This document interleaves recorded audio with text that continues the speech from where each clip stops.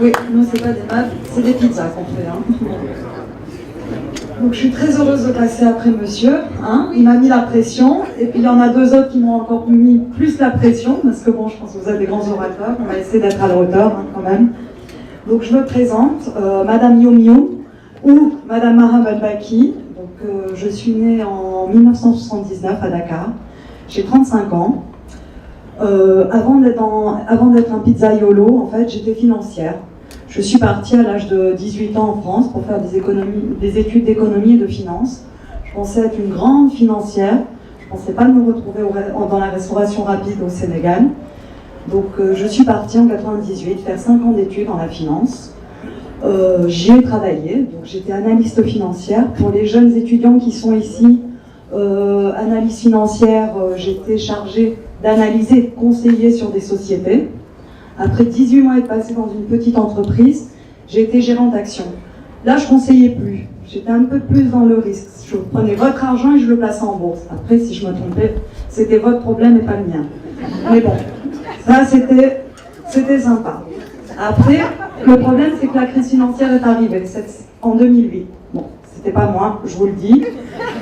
Mais elle m'a fait du mal, un petit peu, parce que bon, j'ai perdu mon emploi. Mais bon, je me suis dit, bon, c'est l'opportunité avec mon mari de se dire, bon, ben, c'est morose en ce moment, tout le monde tire la gueule, c'est pas sympa, au lieu d'aller travailler, allons voir ce qui se passe ailleurs. Donc, on a pris le temps d'aller se balader et de faire un petit tour du monde, en tout cas des 5 continents. On a été en Asie, en Australie, aux États-Unis, en Amérique latine. Ça nous a beaucoup appris sur nous, sur ce qui se passait ailleurs, en dehors de l'Afrique et de la France, et de Paris surtout. Et on s'est dit, bon, ben, un jour on montrera notre projet. Parce qu'on en avait eu des idées et on en avait vu des projets à travers nos voyages et surtout nos expériences professionnelles. Et on s'est dit, pourquoi pas un jour créer notre propre projet. Sauf qu'on ne savait pas quoi, on ne savait pas qui, on ne savait pas comment et comment faire. Bon, troisième crise financière nous a aidés en 2011, celle de la dette. On s'est dit, bon, stop, là on n'en peut plus. Moi, ça faisait la troisième que je me tapais, 2003, 2008, 2011. On s'est dit, la finance, c'est sympa, certes, on gagnait bien d'argent, bien notre vie, on était confortable, mais bon, ça commençait à être encore de plus en plus morose, encore de plus en plus de chômeurs, de copains qui tiraient la gueule. Donc on s'est dit, bon, pourquoi pas partir et arrêter tout et commencer un projet. Bon, on a été un peu culottés, parce que j'étais enceinte de 8 mois, donc j'allais accoucher d'un bébé en décembre. Mais on s'est dit, c'est pas grave, prenons le risque, faisons le premier bébé et en même temps le premier projet professionnel. Donc nous voilà partis en décembre, assis autour d'une table, moi à 9 mois de grossesse, mon mari en face de moi à se dire, bon, on fait quoi maintenant? Et là on réfléchit, on se dit où? On s'est dit où, quoi, qui et pourquoi. Très important ces 4 questions. Qui? On s'est dit d'abord où? L'Afrique. Mais l'Afrique c'est grand. On s'est dit en Afrique, ce qui croît beaucoup c'est la classe moyenne. Et c'est très important d'identifier son marché. La classe moyenne, c'est une classe qui, dans tous les pays émergents, est une classe qui croît énormément. C'est des gens qui vont gagner entre 300 € et 1 000 €, soit entre 200 000 francs CFA et 600 000 francs. Ensuite, on s'est dit quoi? On en a analysé des projets, on en a envoyé des mails à des grandes entreprises, McDo, Quick, Promode, Pinky, on a fait la chaussure, les sous-vêtements, les strings, la boucle, on a tout fait. Je vous dis, on a même pensé à faire une ferme aux crocodiles après une expérience en Australie et à Montélimar, et on s'est dit quand même, 2 financiers transformés en crocodiles Dundee, ça allait pas le faire. Je me voyais mal avec ma fille sur le dos en train de nourrir des crocos, et puis il y avait le monsieur en Côte d'Ivoire qui s'était fait un peu manger par ses propres crocodiles après 25 ans de relation. On s'est dit, on va laisser tomber. Donc, nous voilà partis sur la restauration. Mais est-ce qu'on se lance tout seul ou avec une franchise? Nous voilà à faire tous les salons des franchises, des entreprises, à rencontrer un nombre d'entreprises et à se poser nous-mêmes des questions sur les entreprises sur lesquelles on avait eu l'occasion de rencontrer. Mon mari et moi étant dans la finance, on en avait peut-être vu plus de 1000. Bon, Jean-Noël dit que je suis du sud de Marseille, donc j'ai peut-être un peu exagéré, mais je suis pas sûre. Et nous voilà partis à se dire, bon non, pas la franchise, on est assez intelligent pour monter le projet tout seul, surtout que la franchise, certes, ça vous donne tout, mais ça vous prend tout. Donc, soyons intelligents, ça va prendre peut-être un peu plus de temps, beaucoup plus de travail, mais au moins on pourra monter notre projet tout seul. Donc, on a choisi la restauration rapide. Aujourd'hui, on a un Wacam, on a 40 salariés et on est assez content. Pourquoi le Sénégal? Le Sénégal, bien sûr, parce que j'y suis née, parce que je suis sénégalaise, les bouts même, parfois j'aime bien le dire, parce que je suis du plateau, et parce que pas seulement. Bon, je veux dire, on est financier quand même, on l'oublie pas. Hein. On a regardé les chiffres, la croissance économique, on a vu que le Sénégal quand même commençait à bouger, et pas que le Sénégal, la région aux alentours, qu'il y avait un vrai mouvement social qui se posait, les femmes, nous toutes, on commence à travailler, donc on a moins le temps de faire la popote le soir pour Marie. Donc bon, le fast-food c'est facile, et puis bon, on reçoit moins souvent la belle-mère pour cuisiner le soir.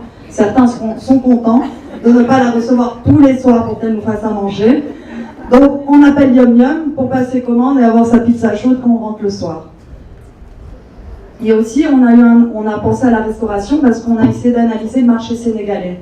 On a vu qu'il se divisait en deux parties, manière formelle et manière informelle. La manière informelle, c'est tous les tabacs, bitiques, on a tous mangé notre pinton chez la boutique du coin, il était excellent, mais avec l'âge quand même, on se pose un peu plus des questions sur l'hygiène et les alentours. On s'est dit le côté formel, il est bien, mais il s'adresse surtout à une classe très aisée, on a de très beaux restaurants, magnifiques, c'est très bien qu'il y en ait pour tous les goûts et pour tout le monde. Et on pensait qu'il y avait un marché à prendre autour de la restauration rapide, surtout si on la faisait de qualité, avec des règles d'hygiène très strictes. Et on pensait que le Sénégal avait besoin de ce genre de modèle économique. Que bon, c'était bien de négliger tout le temps le client, mais que le client avait aussi besoin de respect, de qualité et des produits, même s'ils le sont, abordables. Donc, boulevard pour le fast-food, comme je vous dis, c'est des services rapides, c'est goûteux, c'est savoureux, socialement ça change. Et puis, comme je vous dis toujours, on est encore des financiers. On a regardé ce qui se passait quand même à côté. Les gens qui sont lancés avant nous en Inde, au Mexique, et on a vu que bon, les chiffres étaient assez intéressants. Donc, il n'y avait pas de raison qu'on n'y avait pas nous non plus. On a choisi la pizza. Ça, c'est pas nous qui l'avons dit, c'est Oxfam. C'est le troisième produit préféré dans le monde. Certes, au Sénégal, le numéro 1, ça doit être le tchéboudjen, et encore. Le nombre de fois qu'on me demande des nems chez Yum Yum, je pense que le numéro 1, c'est le chinois. Mais bon, ça, je le garde pour moi. Et puis on s'est dit, la pizza c'est simple. Financier, rentabilité. C'est un produit très rentable. Deuxièmement, c'est un produit avec lequel on peut jouer. On peut faire des milliers de recettes. En France, on a même la pizza frite, pour vous dire. Je ne l'ai pas encore sortie, j'essaye de convaincre mon mari, mais il ne veut pas trop. Même s'il vient du nord de la France, c'est pas trop son truc encore, la pizza frite. Ensuite, elle est transportable. Donc on peut rajouter la partie livraison, ce qui rajoute du chiffre d'affaires et ça rajoute du business. Toujours le financier qui calcule. Donc, notre volonté a été de devenir leader de la restauration rapide au Sénégal. Ça, je vous le dis, c'est en juin 2012. Donc, on a su qui, on a su quoi, on a su comment et on a su pourquoi. Juin 2012, donc voilà, très sûr de nous. On se dit, ah là, le Sénégal, c'est facile. En plus, moi, je viens du Sénégal. J'avais oublié que je l'avais quitté depuis 15 ans. Et puis, mon mari va s'adapter, c'est bon, il n'y a pas de problème. Nous voilà partis pour chercher notre remplacement. Juillet 2012, rien. Août, rien. Septembre, rien. Je me dis, bon, le leader, il va pas y arriver. Surtout que, bon, les choses les plus importantes dans la restauration, c'est 1, l'emplacement, 2, l'emplacement, 3, l'emplacement. Et on ne trouvait pas l'emplacement. Ça a été compliqué. Donc, on a fini par trouver en septembre 2012 un local près du lycée Jean Mermoz. On est content, c'est la bonne taille, tout va bien. J'appelle mon mari qui est en France. Ça y est, j'ai trouvé, j'ai réglé notre problème. On va le devenir leader, nous. Donc nous voilà partis à trouver un premier architecte. C'est pas trop ça. On perd 2 mois, on change d'architecte. On recommence. Tout se passe bien. On se dit c'est bon, on a le bon architecte, on a le local, on y va. Sauf qu'à chaque pierre qu'on cassait, c'était le mur qu'il fallait détruire. Jusqu'à ce qu'on se rende compte que la structure, il l'avait monté à l'envers. Donc le plafond aussi devait sauter. Donc au final, tout a sauté. On s'est retrouvé avec ça. C'était un garage et un bureau d'avocat. Et au final, il n'y avait plus rien. On n'avait plus le choix. Donc on pensait ce qui allait se faire en 3 mois. Ouvrir en mars 2013, on a commencé à casser la première pierre en mars 2013. On nous a dit 6 mois, on s'est dit, bon, c'est bien. Et au final, ça a mis le temps d'une gestation, 9 mois. En janvier 2014, vous voyez, j'y crois même pas que j'ai encore ouvert. On a fini par ouvrir, et ça a donné ça. On était fiers, quand même. Je vous dis qu'on était fiers. Parce qu'on en a eu du stress, on en a eu des doutes, on a eu des disputes, des rancœurs, on s'est énervé, on n'a pas dormi, on a perdu du poids et on en a eu des cernes et des doutes parce que bon, quand vous racontez à vos amis français ou même sénégalais ou libanais que vous étiez dans la finance, genre tout va bien, c'est la star et que vous revenez faire pizza yolo, je vous dis que vous en avez des critiques. Hein. Et pas beaucoup toujours de soutien. Mais heureusement, on a tenu bon et on a eu confiance en nous. Et on a bien fait. Aujourd'hui, on a vendu 60 000 pizzas. Je le dis parce qu'on est très fiers. Et on a fait un deuxième tour du monde, mais cette fois-ci en scooter et en livraison, 48 km depuis 6 mois. Donc on est aussi très fiers de nous. Désolée, je me vante un peu, mais je vous dis que j'ai galéré. J'ai le droit. Après, les facteurs clés du succès selon nous, c'est qu'on a décidé de faire autrement. Tout le monde nous a dit, vous allez voir, pour trouver des salariés au Sénégal, vous allez galérer, les gens ils sont sympas, mais bon, vous savez, c'est compliqué, ils ne sont pas formés, personne n'est formé et tout. Nous on s'est dit, bon, on va voir les choses différemment. De toute manière, nous, on n'a pas besoin de personnes qui ont un savoir-faire, on va leur apporter. Nous, ce qu'on a besoin, c'est de personnes juste intelligentes et pragmatiques. Et on savait que parmi les étudiants du Sénégal, quand même, sur 13 millions d'habitants, il y avait bien quelques personnes compétentes, et on savait que au niveau des étudiants, on allait trouver des gens très compétents. Donc on a décidé d'avoir 70% de notre masse salariale autour d'étudiants en leur offrant un job d'été, un job d'étudiants qui leur permettait d'arrondir le fin du mois. Eux étaient motivés d'intégrer notre structure parce qu'aujourd'hui personne n'offre la possibilité à des étudiants de travailler. Et nous-mêmes, on était contents d'avoir des personnes qui n'avaient aucun a priori et qui ne pouvaient pas arriver en nous disant « moi je sais, moi je sais, moi je sais, moi je sais ». Au moins ils étaient là pour apprendre et on allait apprendre ensemble. Ensuite, on a essayé d'impulser un esprit de famille. Et je vous le dis aujourd'hui, on s'appelle les Yummies. Et même les salariés ont créé une chanson. Je ne vous la chanterai pas parce qu'il fait déjà pas très très très beau. Et je pense que DJ Wadi, je lui donnerai la chanson tout à l'heure. On va vraiment demander à mon mari, il m'interdit de chanter de toute manière. Et on leur a donné aussi l'évolution dans l'entreprise. Depuis janvier 2014, on a eu presque autour de 10 promotions. Donc les gens ont évolué à nos côtés sur les 40 salariés. Il y a même les gardiens qui étaient d'ASPI qui ont intégré notre société pour vous dire que tout était possible. Et on demande la polyvalence, pas simplement aux salariés. Moi-même, je vais être très polyvalente, je vais faire le ménage, comme je vais faire la pizza, voilà. Ce qu'il faut, c'est donner l'exemple à tout le monde pour que tout le monde soit des exemplaires. Bravo. Et puis on essaie de créer un esprit de jeu. On offre des formations, mais aussi des jeux entre les salariés. On leur fait des concours avec des primes à la clé, comme le concours de pliage de pizza, le meilleur, celui qui arrive le plus rapidement à plier la pizza. On a eu la polyvalence, vous voyez mon mari qui distribue lui aussi des flyers en boîte à pizza. Voilà, il faut savoir tout faire quand on veut être chef d'entreprise. Moi-même en train de faire le ménage, voilà, à des jours très tard, fatigué, mais faut aider, on n'a pas le choix, c'est notre projet, c'est notre entreprise. On a fait le Ice Bucket Challenge aussi, où on a donné chaque salarié qui participait, on donnait le montant à une association de Wakam, Estelle. Donc vous voyez, il faut mouiller le maillot quand on veut réussir. Et pareil, là c'est des concours, c'est l'équipe de pâtissiers qui a fait un concours de roulage de boules de pâton de pizza, celui qui allait le plus rapidement. Ben, ils ont gagné, les deux meilleurs ont gagné une prime.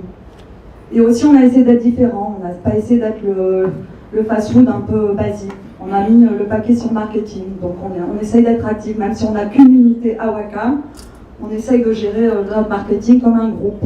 Donc on est très actif sur Facebook, et comme vous êtes de nombreux étudiants, sans papa et sans maman, et que vous avez faim tous les soirs, je vous invite à aller liker notre page, surtout Facebook, et nous rajouter quelques jeunes s'il vous plaît. Aux 5000 jeunes, il y a des surprises en général pour les clients, donc faites-le. Vous voyez, ça c'est les canaux de communication. On a fait venir un maquilleur pour Halloween et puis toute l'équipe a joué le jeu, jusqu'aux deux gardiens d'Aspi, vous le voyez, il est en jaune. Il a accepté de se faire maquiller. Donc tout le monde joue le jeu chez Yum Yum, le patron comme le plus simple employé qui même ne fait pas partie de l'entreprise. On essaye de sortir des nouveaux produits, de faire parler de nous. On essaye d'avoir des événements. Là, c'était pour le 4 avril, l'indépendance du Sénégal. Tous nos donuts, c'était au drapeau du Sénégal. Ça, c'est des pizzas qu'on sort de temps en temps. Ça, c'est nos voitures. Et je vous dis que ça marche, le marketing. Jusqu'à Fatik, on nous a reconnus, alors que c'est pas marqué Yum Yum sur la voiture. Fatik, je vous le dis, frontière cambienne. Les scooters qui sont tous brandés au logo de Yum Yum. Donc voilà, ça c'était pour la Saint-Valentin. Et on essaye aussi d'avoir une empreinte citoyenne, de ne pas juste être des entrepreneurs lambda. On essaye de créer des liens avec les acteurs de nos quartiers, comme Essel, comme j'en parlais tout à l'heure, est une association d'handicapés, de personnes handicapées mentaux. On les reçoit pour des stages de pâtisserie ou des stages de savoir-faire au niveau de la pizza. On essaye de créer des échanges, de leur donner parfois des produits quand ils font des voyages scolaires. On a aussi fait le don du sang à Wakam lorsqu'il y a eu l'opération. Donc on sponsorise pas mal d'événements locaux. En tout cas, on essaie à notre taille. Donc là, c'était pour une association qui offrait des donuts aux enfants du Hambourg, des orphelins. Là, c'est Estelle, donc une partie de l'équipe d'Estelle, les trois qui sont devant, qui ont fait leur stage de cuisine. Là, c'est d'autres événements auxquels on a participé, des partenariats avec l'école américaine. Donc on essaye de se faire connaître à travers vraiment tous les canaux de communication qui nous sont offerts. Les perspectives au Sénégal, c'est de dupliquer le modèle. On va ouvrir normalement, comme on dit ici, Inch'Allah, en mars, le 2e. Et on espère développer de plus en plus de partenariats. Et on espère surtout qu'on va attaquer l'Afrique subsaharienne dans 2 ans, pourquoi pas. Et puis, the sky is the limit. Hein, l'Afrique, on est quand même 800 millions, il ne faut pas négliger, d'individus. Donc c'est 800 millions de mangeurs de pizza. Donc voilà. Et je tenais juste, excusez-moi de vous couper dans vos applaudissements, ils me font droit au cœur, mais en fait aujourd'hui on a un petit moment à partager avec vous. On voulait rendre hommage à un de nos salariés, Nicolas Noé Diouf, qui nous a quittés aujourd'hui. Et on voulait lui rendre hommage parce que c'était quelqu'un de toujours souriant, qui aurait rigolé à toutes mes blagues, ça j'en suis sûre. Il était mon premier spectateur, même quand elles n'étaient pas drôles, il riait. Et donc je voulais lui rendre hommage parce que c'était un employé exemplaire, un collègue généreux et un ami fidèle. Et aujourd'hui, il va beaucoup nous manquer, on l'aime et on ne l'oubliera jamais. Merci à vous. Ne partez pas si vite. Vous pouvez vous abonner à notre chaîne et rester à jour sur tous nos prochains talks en cliquant sur le bouton s'abonner juste là. Vous pouvez également regarder d'autres talks en cliquant ici, ici ou ici. Et n'hésitez surtout pas à réagir en commentaire ou sur notre page Facebook. À bientôt.